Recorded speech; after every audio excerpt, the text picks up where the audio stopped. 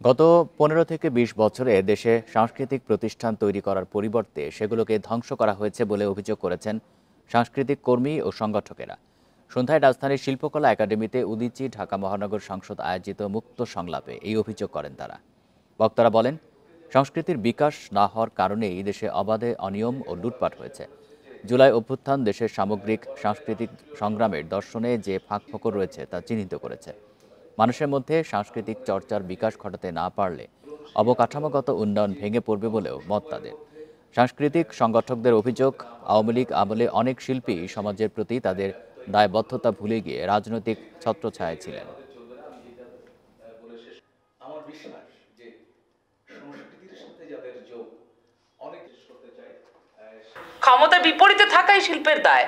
সেই দায় থেকে যদি বলি তাহলে বলবো যে সেই দায়ের কথা বলে কোট আনকোট যারা সংস্কৃতি চর্চা করেন তাদের সংস্কৃতি চর্চায় কোনোভাবেই আওয়ামী বয়ানের বাইরে কোনো বয়ান উপস্থিত ছিল না।